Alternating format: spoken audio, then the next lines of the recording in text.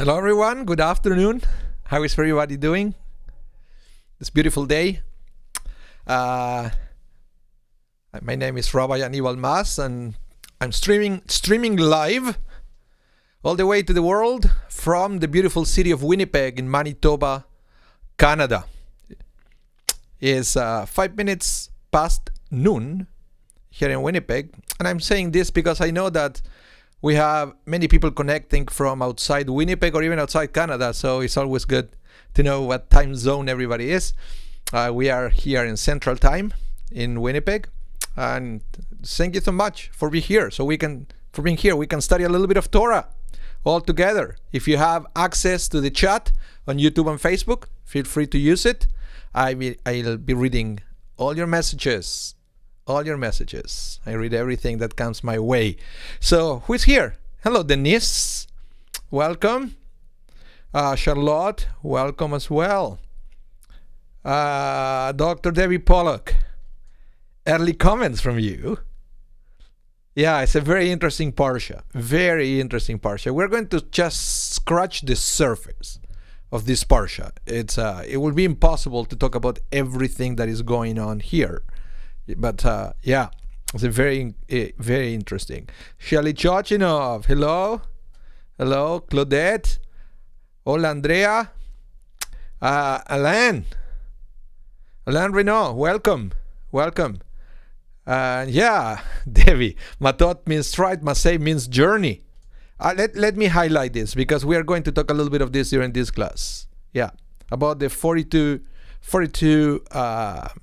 journeys or steps or stages mentioned in this parsha. It's a very interesting message that we can learn from here.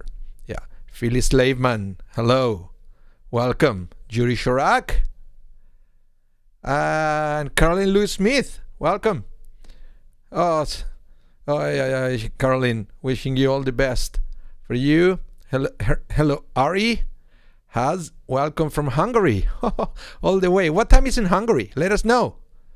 I'm pretty sure it's not noon. There. It's probably way later than that. But yeah, it's noon in Winnipeg. It's a nice day outside, a little smoky. We have lots of fires around. It's been very dry this summer and very hot. And I guess we are paying the consequences of climate change and lots of fires around, and not good for our lungs breathing all this polluted air that we have. But we do our best to enjoy the summers. For those of you who know or heard about Canadian winters, you can imagine why a little smoke won't stop us from enjoying the summer. Whatever summer we have, we take it and we don't complain. We just enjoy it. Because before you know it, it's gone. Ari, it's 7 p.m. in Hungary. Wow. Well, welcome all the way from Hungary. Very nice. So, as I mentioned, we're going to study a little bit about Parshiot, Mattot, and Massei, but also, as I promised you last week, we're going to study a little bit about this time of the year that we are experiencing in the Jewish calendar. Is Bein HaMetzarim. It's a very sad time of the year in the Jewish calendar. It's in between the 17th day of the Hebrew month of Tammuz and the 9th day of the Hebrew month of Av. We are going to see what's going on there and why these 3 weeks are so important. The calendar. But I would like to start. Denise, you said, let's see. You're celebrating your birthday with Torah and then off to get your nails done. Very nice. Very nice. Happy birthday to you. So, the Parsha. As Debbie Pollock mentioned before, we have one big topic, which is the topic of the journeys of the Jewish people after they left Egypt. Okay? And a little bit the journey within Egypt, but mostly outside. Egypt. That is the second parsha, actually. That is Massei. But the first one, Mattot, we are not going to study this year, but it's talking about the vows and promises that we make. And it's very interesting because it said that if you say something to somebody else, if you promise something, even if it's an informal promise, you have to keep your word. Something that sometimes we forget, the value of the words. I think in these days words are kind of devaluated. So we don't realize that when we say something, our words should mean something. So if I say, see you later, I'll call you tomorrow, you mean it. You just promised that you're going to call somebody else tomorrow. It's a way of saying, no, it's not. Words should be important. But hopefully we're going to talk about that maybe next year when we study this parsha again. Today I wanted to concentrate our time on those journeys that happen in the second half of this Torah reading. And for that, I'm going to bring the text right here so we can study it a little bit. Okay? So the parsha Massei starts by saying, Ele Massei b'nei Israel, asher yatzeu meretz Mitzrayim, letzivotam beyad Moshe, it says, these are the journeys of the people of Israel as they left the land of Egypt, divided into groups under the leadership of Moses and Aaron. Okay, that's the beginning. So we are talking about the journey. As David Pollack mentioned before, the Torah is going to mention 42 little trips that the Israelites took from one place to the other. So this was already was noticed by the rabbis. For example, Rabbi Israel ben Eliezer, better known as the Baal Shem Tov, is the Hasidic rabbi. It says the 42 stations from Egypt to the Promised Land are replayed in the life of every individual Jew, as his soul journeys from its descent to earth at birth to its return to its source. Why is this important? And I think pretty much I mention this every week after week. Yes, we read the text of the Torah. We read stories that happened many, many centuries ago. And it's nice to read the story. It's nice to know the details. But if the Torah is just telling us stories and there is nothing else to get from those stories, then Torah doesn't make much sense. We have to be able to read those stories from the Torah and at the same time to get something from our lives right here, right now. If we fail to find those messages in the Torah, then our journey in this earth is going to be more difficult, because the Torah was given to us to make our lives easier. You see, we come to this world and we kind of play this game called life. Have you ever played a game? Do you play sports? I don't play much sports. I played a little bit for recreations. I'm not an expert in any sports. I'm not even sure I'm good at them, but whenever I play the sports, I better know the rules or it's not going to end up well for me. So when you play something, you need to know the rules. So we come to this world. What is the manual? What is the book where we can learn the rules on how to be good or be successful at this game that we call life? Well, that book is the Torah. By studying Torah, we understand the world. We understand God's intentions for us. And we understand what our role is in this life.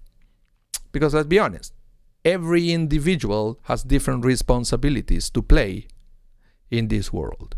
So the Torah will help us to navigate that. And yeah, before I continue with my monologue, I want to say so many comments here that I'm missing. Debbie, you said it's appropriate to read this parshiot at this time in Ben Ametzarim. Yeah, we'll see it in a minute. Yeah. I'm going to connect the parsha to the 3 weeks in a minute. Good that you know that. Andrea, you said words are like an arrow. Yeah, but but also words are. It's important to realize what we say. Okay, it's important to realize what we say. That words mean something. It's a very important thing. Okay, so as I mentioned, the Torah is an instruction manual. And here we say, for example, that sometimes we believe, and that's our understanding of the world before Torah, that we come here, we do something, and we leave. But then the Torah, through the words of Baal Shem Tov, it's saying, well, it's not that easy. It's not just 1, 2, 3. There is much more to it. Here is talking about 42 stations, 42 things that we have to go through before we complete the circle. And I believe this is symbolic in the sense that it's not that easy, that many things happened. It's not 1, 2, 3, and then you're out. Many things is going to happen. And the same way that every station is mentioned in the Torah, we should be aware of everything that is going on with our lives. Because in everything that is happening to us, we have to learn the message. So I will say instruction number 1 is being aware of what's going on. And then what can we learn from things that we are experiencing? What is the blessing in everything that we are experiencing? This reminds me to a very important story that we read in the book of Genesis, in Bereshit, and the story of Jacob. Remember our third patriarch, when he tricks his brother, he has to leave his house, he goes to live with Laban, and then Laban tricked him, actually. So it's very interesting. I think there is another message there, but maybe we will leave it from whenever we read that part in the Torah. But then, long story short, after a few years, he goes back home. In his journey from the house of Laban back to his place, remember that he fought with this angel all night long. And they said that it was a very intense fight and they couldn't overcome each other. So that at the end, the angel kind of injured Jacob on the thigh, the sciatic nerves. But the angel said to Jacob, "Let me go, I have to go." And Jacob said, "No, I won't let you go until you bless me." Why would Jacob say something like that? After all, this angel just injured him. Why will you ask the person who injured to give you a blessing? And I think this is, Jacob is also teaching us a very important lesson.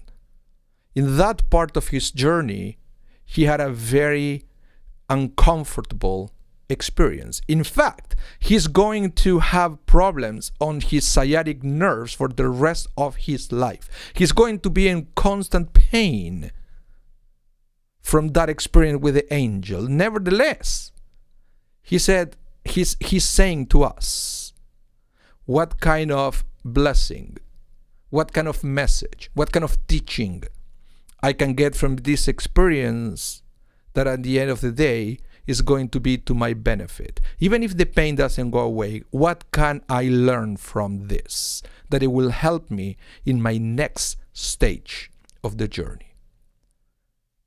It's a beautiful message that Jacob is bringing there. And he's reminding us that if we have to go through 42 stations, and I think it's pretty safe to say that not all of the 42 stations are going to be traumatic. Some of them are going to be very pleasant. So, well, we have to learn something from all of them, the good and the ugly, because every stage of our life will have a blessing and a teaching, something that we need to know before we move on to the next one. Very interesting thing. Hello, Roberto Franco. Welcome. Debbie, you said, is the number 42 significant? Probably, but I don't know how. I don't know. So it's not the final destination, it's the journey. Well, there is a final destination, which eventually we're going to leave this place. We're going to go back to our home, to the presence of God. And that is the final destination. But not before that. Before that, every stage has something to teach us. Yes, Charlotte, you're quoting me, or I think I said this last time when you said, do not tell Hashem how big your problems are, but tell your problems how big Hashem is. Yeah, sometimes we have to remind ourselves that. And yeah. So let's continue with the journey. I want to bring something from another Hasidic Rebbe who is going to talk about the journeys. This is from Rabbi Shneur Zalman of Liadi. By the way, this is the first Rebbe of Chabad. Okay? The founder of the Chabad movement. And he said, it will seem that there was only one journey which took the Jewish nation out of Egypt. The journey from Ramses to Sukkot. Okay, that's what I mentioned at the beginning, that out of these 42 journeys, the first one was within Egypt. Okay? So the other journeys listed in our Parsha were between points outside of the geographical borders of Egypt. Why then does the Torah speak of the journeys, in the plural, of the people of Israel as they left the land of Egypt? Very interesting. So, this Rebbe says, Mitzrayim, the Hebrew word for Egypt, means borders and narrows. So Metzer is something narrow, something that is pushing you from the outside. That's the concept of the word, the root of the word Mitzrayim. So I want you to visualize that, okay? Something that is narrow, that is pushing you, that is squeezing you. And that's the image that we should have of Egypt. You see what happens when sometimes we feel that way and we say, I can't even breathe because this is too tight. Mitzrayim, Egypt. Okay? So on the spiritual level, the journey from Egypt is a journey from the boundaries that limit us. An exodus from the narrow straits of habit, convention, and ego to the good broad land of the infinite potential of our godly soul. And the journey from Mitzrayim is a perpetual one. What is expansive and uninhibited by yesterday's standards is narrow and confining in light of the added wisdom and new possibilities of today's station. Thus, each of life's journeys is an exodus from the land of Mitzrayim. Having transcended yesterday's limitations, we must again journey from the Mitzrayim that our present norm represents to our newly uncovered potential. This is fantastic. Let me go from this is pure gold, what the Rebbe is saying here. I like all the things that he mentions. And let me go back. He said their narrow straits come from, number one, habits. You know what? I think I'm going to talk about this for the high holidays. I'm pretty sure that will be a series of sermon for this Rosh Hashanah and Yom Kippur, because I really want to talk about habits. And that habits, having good habits and getting rid of bad habits could be the best kept secret to success. Okay? I'm still thinking about it, so that's what I want to talk. But here it said the habits are the number one thing that is going to keep us limited. Because sometimes bad habits won't allow you to grow. So we have to check our habits. And sometimes it's difficult to get rid of bad habits. Okay, that's fine. But it doesn't stop you from trying to create new good habits. Okay? So, habits, number one. Number two, convention and ego. The ego. Again, that is another thing. That sometimes, even when a certain level, we recognize, we know that we are wrong. We know that we can do more, but our ego won't allow us to recognize that. So yeah, it's important to keep our ego in balance. Something we learn every year in Pesach, right? Yeah. So that is it's very important. So it says, even when you overcome those things, then you reach a different level. Then when you are at that level, you're going to start noticing other things that you were not aware in your previous level. It's like going to school. It's like going to school where you learn something new, and because of that something new that you learn, now you're aware of other things that you didn't even know that existed before. And now that you know that they existed, now you feel, or you know, how limited you are in that new discovery.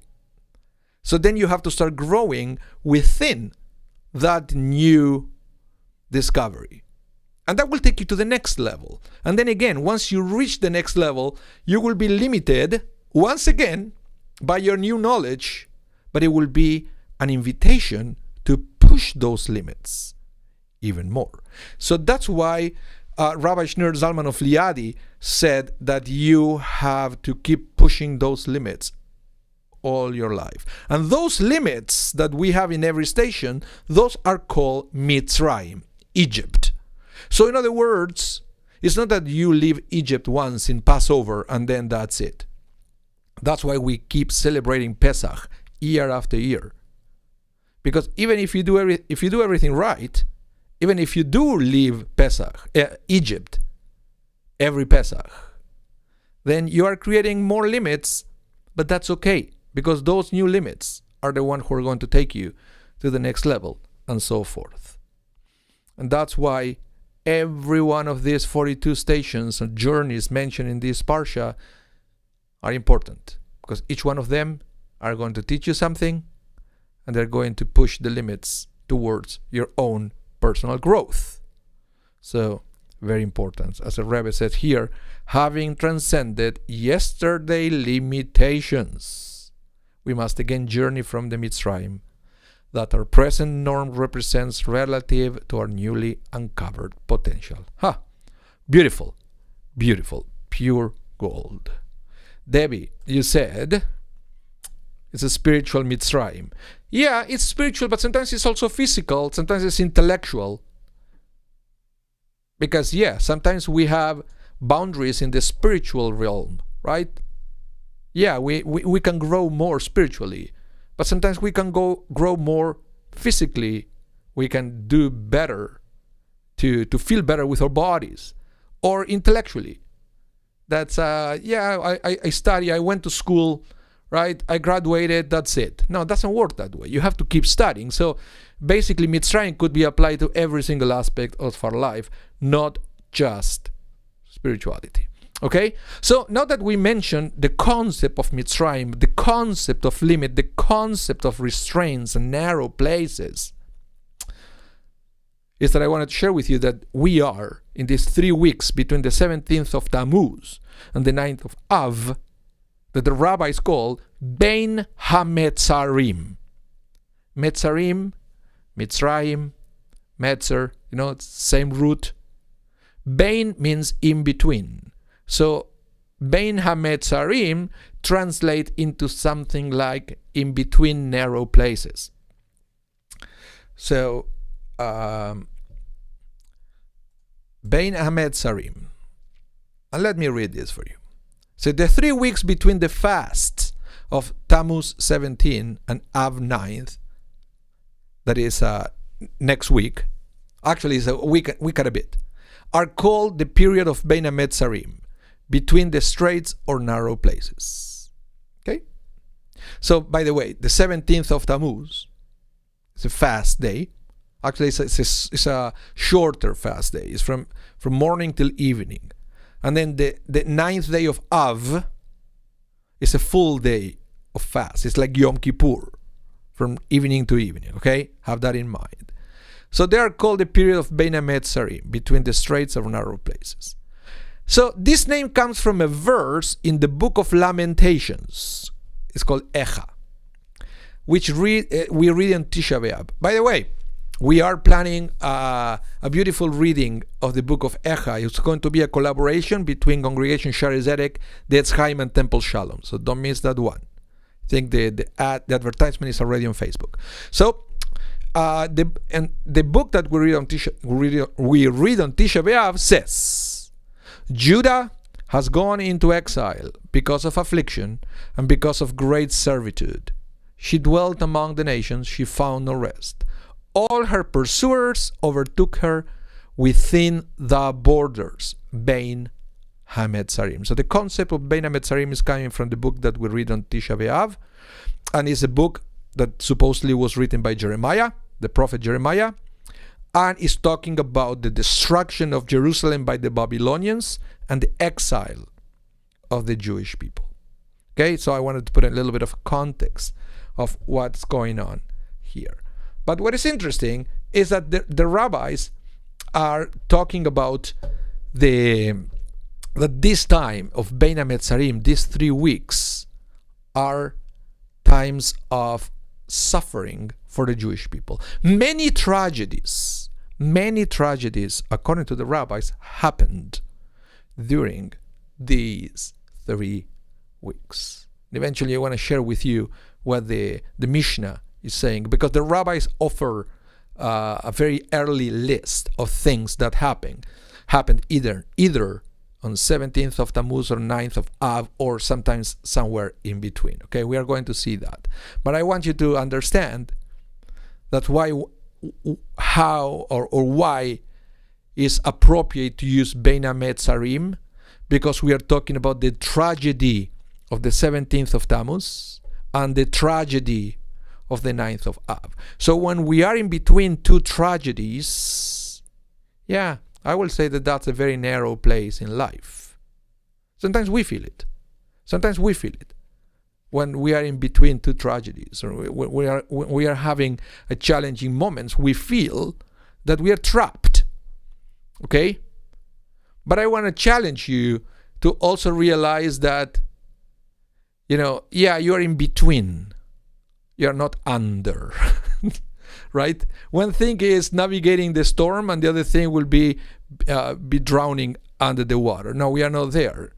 This is in between 2 difficult places, but we are still alive and trying to get rid of the limitations and overcome those tragedies. And that's also the message of the 3 weeks. So that's why we have to be aware of what's going on to overcome that feeling of tragedy, and also to learn the messages of 17th of Tammuz and the 9th of Av, so we can get rid of also that Egypt, that Mitzrayim. So we can leave that station behind, but not before we learn the message. Okay? So let's continue with this. And I have another text for you to share about the 17th of Tammuz and the Tisha B'Av. So let me share this message. So the destruction of the temples and our exile are based on the days from the 17th of Tammuz until the 9th of Av. One who contemplates this will find amazing things. On the 17th of Tammuz, the golden calf was worshipped. So here you see the rabbis are connecting the 17th of Tammuz to an event that happened many, many years before the temple was even built. So it says that what happened the 17th of Tammuz, why is that date cursed? Because the Israelites worshipped the golden calf on the 17th of Tammuz. That was the day when Moses came back from the mountain. Remember, Moses broke the tablets. And on the evenings of the 9th of Av, the episode of the spies took place. So remember when the spies came back, the 12 spies came back from touring the land of Israel, and they said it's impossible, there is no way, we cannot make it. People were very upset, they wanted to go back to Egypt. When did that happen? According to the rabbis, 9th of Av, on Tisha B'Av. So, let's continue. Before the golden calf, after having received the Torah on Mount Sinai, the Jewish people reached the stature of Adam Harishon, the first human being, Adam. before his banishment from the Garden of Eden. They have achieved a totally different consciousness, close to the spiritual worlds like never happened before. They reached that level when the Torah was revealed to them. Can you imagine that? But then, they worship the golden calf. They lost everything. The transgression of the spies resulted in the inability of that entire generation, including Moses, from entering the land of Israel. If they had entered the land at that time, they would have enjoyed a supernatural existence with open miracles like the ones they had experienced until now. The manna, the clouds of glory, and the traveling spring of Miriam. Furthermore, the temple will never have been destroyed, nor would the Jews have been exiled. All these events were the outcome of the sin of the golden calf and the transgression of the spies. This is very interesting because it says that, according to this rabbi, the spies failed also as a consequence of the golden calf. So in other words, the 17th of Tammuz is deeply connected to Tisha B'Av because one almost created the next. Okay? So what exactly happened in the 17th of Tammuz related to the temple? Well, that was when the walls of Jerusalem were breached. So up to that time, up to the 17th of Tammuz, was a war. But the army couldn't enter to the city of Jerusalem because of the walls. The walls were containing them outside. But eventually, on the 17th of Tammuz, the walls were breached. Nobody died yet. But now that the wall was breached, from that day on, the war, the fight, happened inside the city of Jerusalem. And then, yes, people started to die in the hands of the armies. Actually, remember, 2 temples were destroyed. First one by the Babylonians, second one by the Romans. Okay? So we are talking about here the destruction that was the prelude. So the death that was the prelude for the destruction of the temple. And all happens because the walls were breached. So going back to what happened in the Torah, golden calf, and this episode of the spies. When we receive the Torah, we achieve this amazing spiritual level. When we worship the golden calf, not only we lost that, but now our walls were breached. You see, a strong spiritual mindset like the one they achieved at Sinai was a strong protection from everything that was going on around them. And then they lost it. And their own walls, their own spiritual, intellectual, emotional walls were breached. And now everything that up to that moment was kept outside was inside them. Come on. Doesn't it happen the same to us, to all of us? Sometimes we allow things that are around us to get inside ourselves. Sometimes we are very successful because we develop a relationship with God. We nurture our souls. We are able to find the strength to keep everything that's going around us. We keep it outside. We don't let that storm around us to affect us. But if that wall is breached, then the battle gets from the outside to the inside. And then when that happened, look at what happened with the temple. Eventually, that fight takes over and the temple was destroyed. So what is the message of the 17th of Tammuz? Is for us to be sure that we find ways to keep those walls intact, to avoid the breach on the walls, because when the spiritual walls are breached, then all the problems come to the inside. Remember the story of Noah's Ark? When God said to Noah to build an ark, and also said, be sure that you cover all the ark from the outside so that it will be able to survive during the storm, during the flood. And why was the ark intact? Because it was probably insulated and protected from the inside and the outside. So look at the Noah's Ark. Outside, huge flood, a storm like we haven't experienced ever since. Inside the ark, peace. Nothing happened. The storm was pretty bad, but it was outside. Noah, his family, the animals lived peacefully inside the ark because the walls of the ark were well protected. So this is the same. Yeah. So let me read the messages that we have here. Caroline, you said, you told us once before about Moses and the second tablet was special or better. What is this true? Oh, what I was saying is that the second tablets were a partnership between humanity and God. Because Moses had to prepare the stones. The first tablets were given by God to Moses, all done. So here is Moses. I created everything. Second time, Moses had to provide the raw materials, and then yes, God will write it down.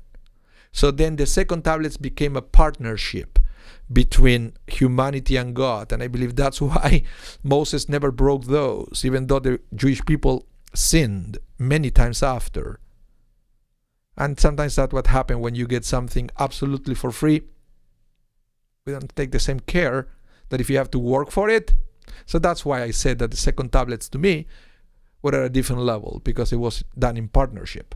Okay, that's the thing.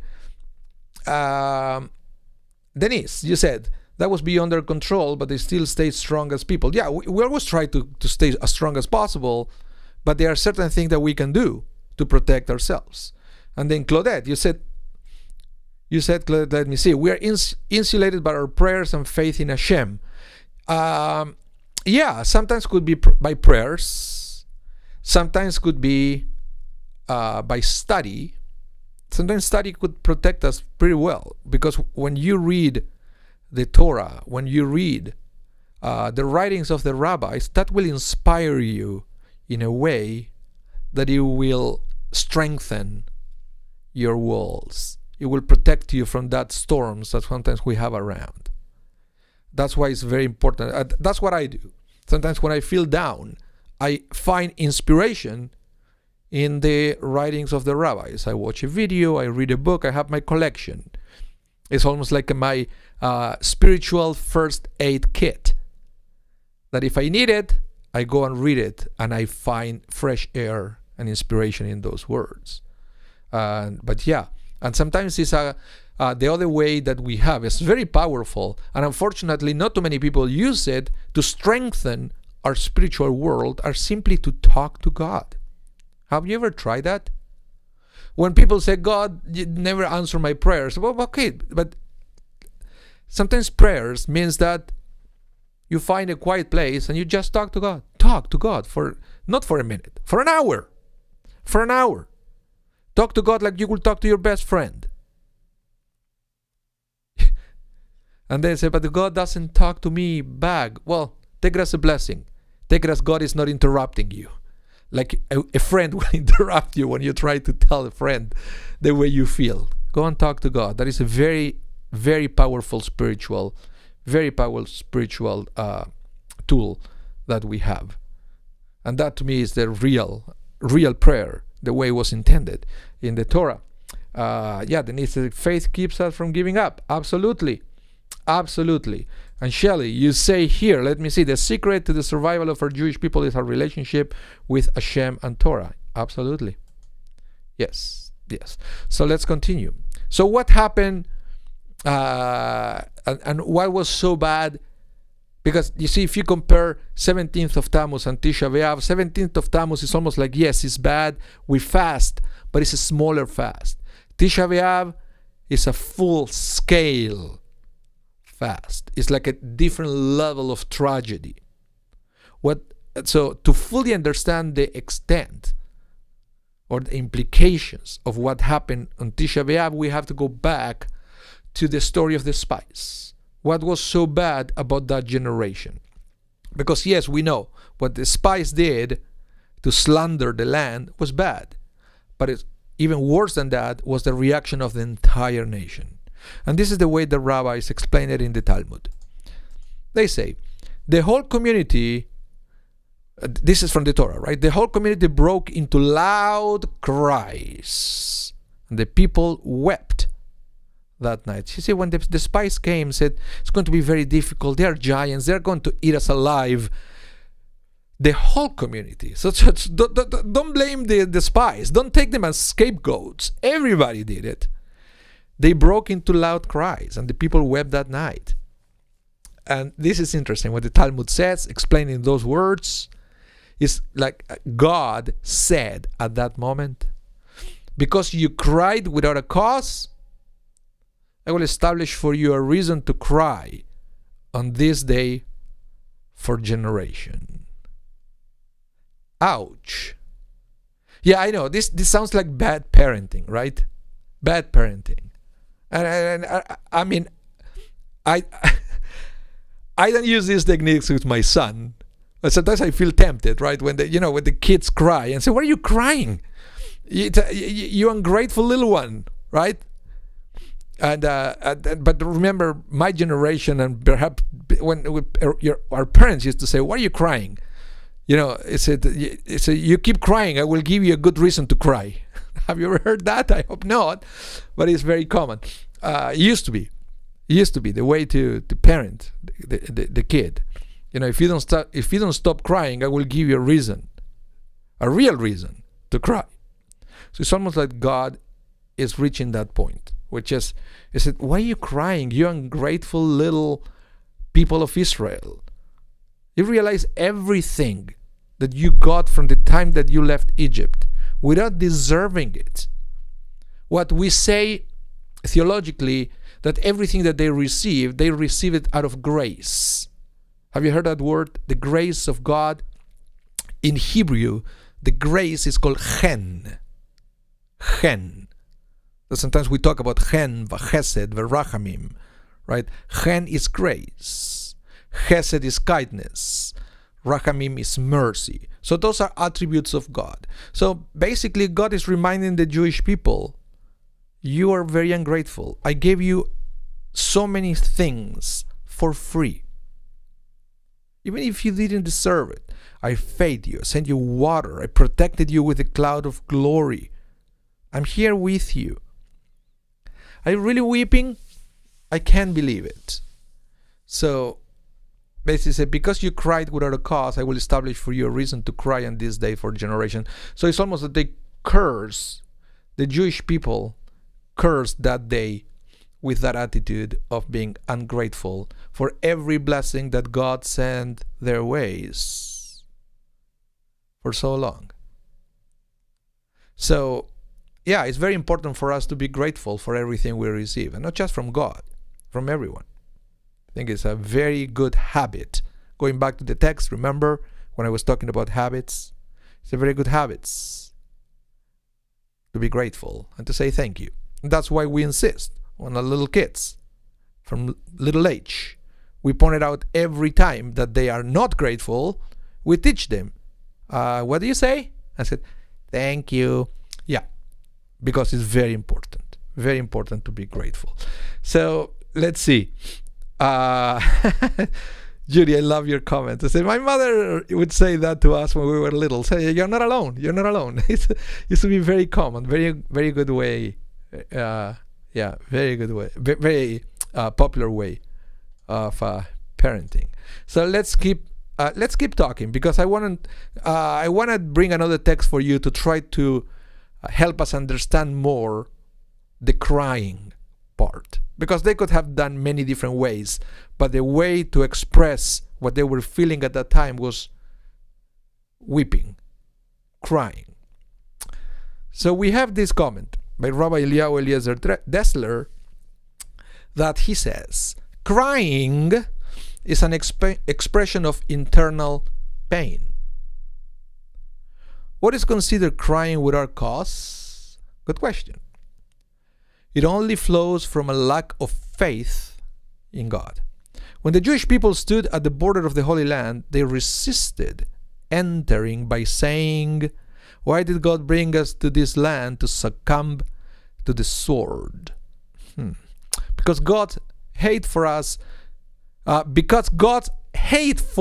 did He take us from the land of Egypt to give us over to the Amoraim to destroy us. So these are very powerful statements that the people of Israel made back in the day. We read one there, the book of Numbers, and the other one, the book of Deuteronomy. So the rabbi continues, the cause of this deficiency in trusting in God is an internal lack in bonding with God.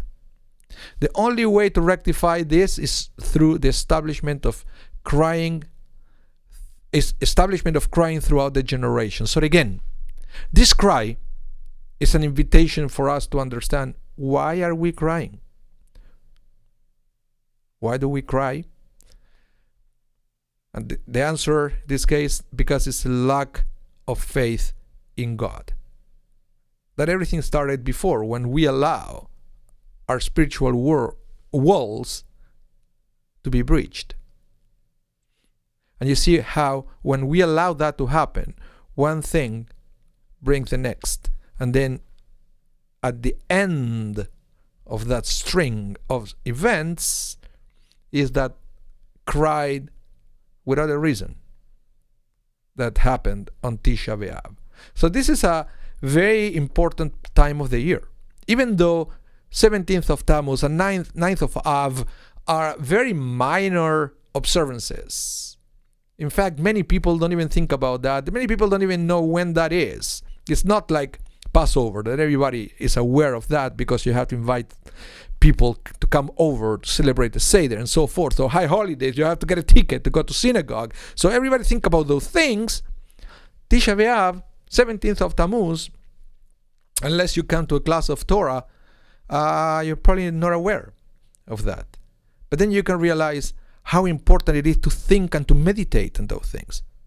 Are we doing enough to protect our spiritual, emotional, physical walls so they won't be breached? Because if we neglect that and we allowed that to crack, then all those things that up to that moment were successful to keep it outside, they will start happening inside. And that's when we don't think clearly. That's when we cannot connect with God in the same way. And that's when we have to find ways to restore and to strengthen our spirituality, our intellect, and even sometimes our physiques. So we could have the strength we need to keep the storm where they are. And we can find the strength to push the limits in life so we can leave behind this Mitzrayim, this narrowness, these constraints that we have every day. That's why I believe it's very important to keep that, to think about those things as well.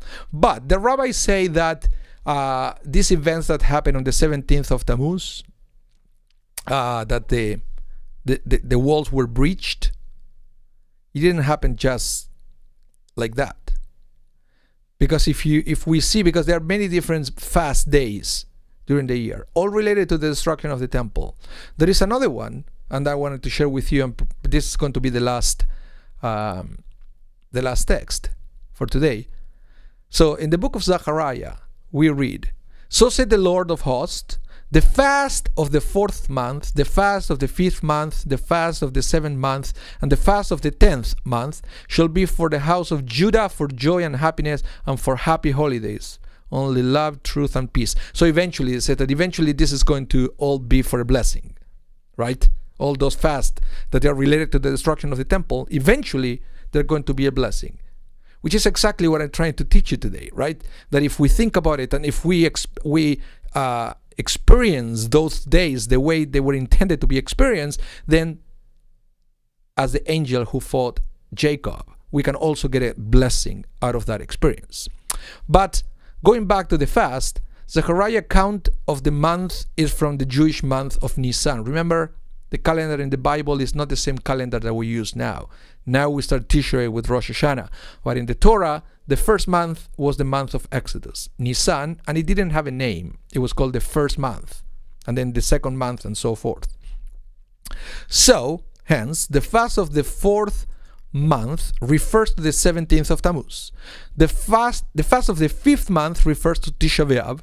The fast of the 7th month refers to Tzom Gedalia, which is the one we have after Rosh Hashanah in Tishrei. And the fast of the 10th month refers to the 10th of Tevet. So the one of the 10th of Tevet is a very interesting one, because it said that the 10th of Tevet marks the onset of the siege of Jerusalem by Nebuchadnezzar, the king of Babylonia, and the beginning of the battle that ultimately destroyed Jerusalem and the Temple of Solomon, and sent the Jews into the 70 years Babylonian exile. The date of the 10th of Tevet is recorded for us by the prophet Ezekiel, who himself was already in Babylonia as part of the first group of Jews exiled there by Nebuchadnezzar, 11 years earlier than the actual destruction of the temple in Jerusalem itself. So what it says, this is fantastic, because it says, yeah, we have another fast that sometimes people don't even think about it, the one of the 10th of Tevet. And why is that so important? Because that is when the enemy came close. Nothing happened yet. The wall was still intact. The enemy was outside. But that's the time where they saw the enemy coming. And they didn't do enough to keep the enemy under control.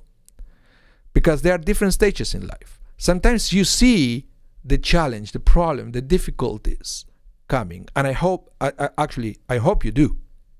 I hope you do. Because one of the reasons why we allow our walls to crack is because we fail to recognize what is around. Because if you recognize what is around, then you have a better chances to protect yourself.